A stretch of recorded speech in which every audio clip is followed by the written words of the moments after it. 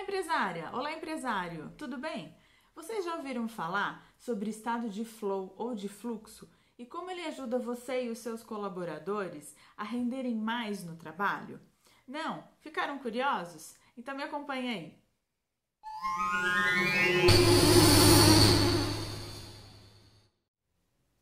Eu sou a Jéssica Betim, fundadora da JBC, consultoria de RH, e criadora do canal Seu RH, e hoje nós vamos conversar um pouco sobre o estado de flow. Ele foi pesquisado, estudado, descoberto aí pela psicologia positiva, e ele fala o seguinte, que o estado de flow é atingido quando nós temos um alto desafio e alta habilidade, ou seja, a gente conhece bem sobre determinado assunto. E algumas pesquisas mostram que quando nós estamos nesse estado, a gente consegue produzir até 5 vezes mais. Então imagine o quanto isso consegue dar de retorno para você, para sua empresa e também sendo seus colaboradores, o quanto eles podem trazer de retorno aí para a equipe, para a área e para a empresa como um todo. E como é que a gente consegue atingir esse estado de flow?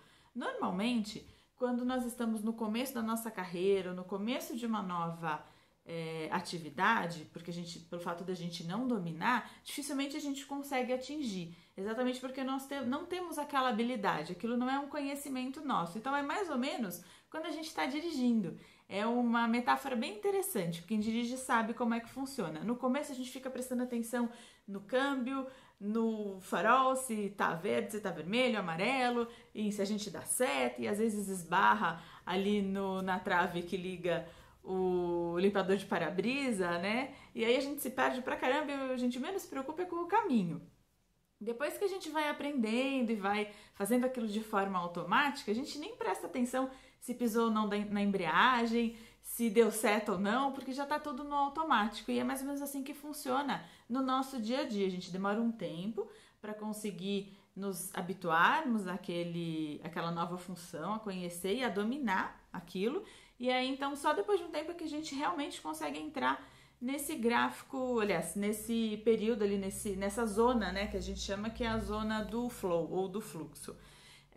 E o que é importante? Porque a gente tem que se atentar a esse estado quando nós vamos delegar uma função, uma atividade, uma tarefa para o nosso colaborador ou quando nós mesmos vamos trabalhar em alguma coisa. Se você domina aquele assunto, normalmente a gente começa a empreender e abre uma empresa porque a gente domina aquele assunto, então nós tendemos a fazer de forma mais rápida e bem feita aquelas atividades que são técnicas e que a gente domina. E aí com isso podem acontecer muitas coisas, positivas ou negativas, né? Positivas, o que a gente tem? A gente tem uma maior velocidade ali na hora de entregar o trabalho, né, o resultado final. A gente consegue ser bastante criativo, então a gente cria alternativas para conseguir chegar num determinado ponto de forma mais rápida. A gente consegue também pensar e ensinar mais facilmente as pessoas, porque aquilo já está no automático pra gente. Só que o negativo, principalmente sendo líder, é que normalmente a gente não larga o osso, a gente tem alguma dificuldade de delegar. Por quê? Porque principalmente aquela pessoa que nós vamos delegar não faz tão bem feito quanto nós fazemos. E é normal, é o esperado, ela está começando naquela nova função, né? Ou a gente espera que ela faça exatamente do jeito que a gente faz. Ela até faz bem feito, mas de repente ela não faz tão rápido, por exemplo. Porque ela realmente precisa de mais tempo, porque ela não está naquele estado de flow ainda, né? Ou às vezes que outros erros a gente pode cometer também? Fazer o contrário, dar uma tarefa muito simples para alguém que tem uma habilidade maior e pode entregar algo maior pra gente. Aí o que eu brinco? Eu brinco que o gestor, ele tem o sonho do candidato encantado, do profissional encantado. Ele tem que ter formação, pós-graduação, falar outros idiomas, muito tempo de experiência na área, mas ele dá uma função ou algumas funções que não correspondem a tudo aquilo que ele conhece. E o que acontece? A gente joga ele para a zona de tédio, para a zona de conforto. E pode até ser confortável por algum tempo, mas não é desafiador. E a gente sabe o quanto as pessoas se movem por desafio, por aprender, e ele vai ficar pouco tempo lá, ou às vezes vai acontecer o contrário, ele vai render menos ainda do que uma pessoa que está, por exemplo, iniciando. Ou o contrário também pode acontecer.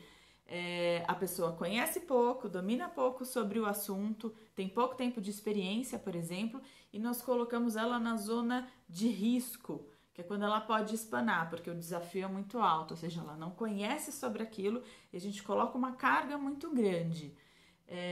Tudo bem, às vezes acontece, às vezes a gente precisa contar com o empenho daquela pessoa, o esforço daquela pessoa, mas a gente tem que entender que vai demorar um tempo e que aquilo pode assustar. Isso também pode fazer com que o seu colaborador peça demissão, vá embora da empresa, porque ele tá num desafio muito alto para ele. Esses dois extremos do gráfico, eles não são extremos saudáveis. O saudável é quando a gente está ali no meio, que é a zona de aprendizado, quando o desafio é médio e a habilidade é média, e ali a gente acaba caminhando para a zona do fluxo, que é onde a gente faz muito bem feito e onde a gente tem situações, por exemplo, de trabalhar o dia todo, chegar no final do dia, a gente ainda está motivado, ainda tem gás, ou não se sente cansado.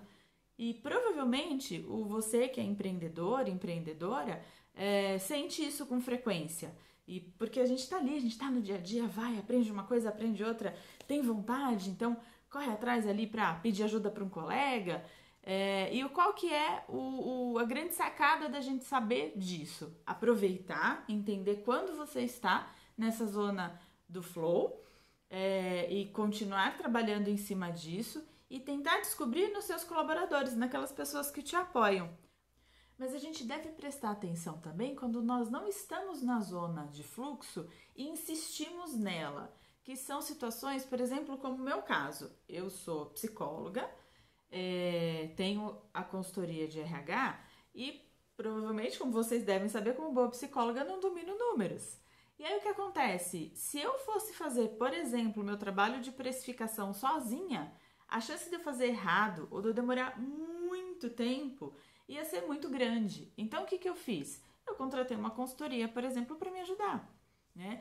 E aí, entre várias coisas, marketing, e, enfim, né, contabilidade, a gente tem que entender aonde nós não damos conta do recado, porque é normal, ninguém dá conta de tudo, e não ficar insistindo nisso, porque a chance de erro é grande, porque o tempo que nós vamos demorar é muito grande, e aí o importante é colocar na balança. O que vai ser mais importante para mim? Eu vou ficar batendo cabeça e demorando muito tempo para conseguir um cenário ideal, um resultado ideal, ou eu vou de repente delegar para uma pessoa, seja um colaborador, um consultor, às vezes um amigo consegue ajudar a gente, paga uma pizza depois quando a gente puder se encontrar, né?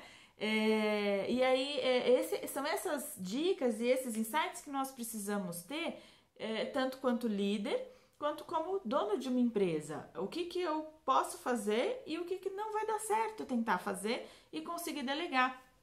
E o estado de flow, ele dá muita dica pra gente nesse sentido. Observar os nossos colaboradores, e às vezes a gente percebe que contratou para a função errada, ver se você consegue remanejar internamente, isso é bem legal, ou o que você consegue fazer para que essa pessoa vá pelo menos para o estágio ali, para a zona de aprendizado, para que ela renda bem e fique feliz e motivada, e você é a mesma coisa. Puxa, isso aqui eu não sei, mas será que eu consigo? Consigo, tem muito curso aí pra gente aprender, tem muito material gratuito na internet, como esse aqui, né? E aí você vai conseguir, vai demorar um tempo, mas você vai conseguir ter um resultado satisfatório. Ou às vezes não, por exemplo, que foi o meu caso. Eu sabia que eu não ia conseguir fazer, por exemplo, uma boa tabela de precificação que me ajudasse. Né? Então, eu acho que isso é bastante interessante pra gente. Estou contando um pouco do meu caso para vocês entenderem que com vocês também vai acontecer isso, ok? E aí, gostaram desse vídeo? Se gostaram, dê um like, se inscreve aí no nosso canal, continua acompanhando que em breve nós teremos mais vídeos aí para vocês. Um beijo e obrigada!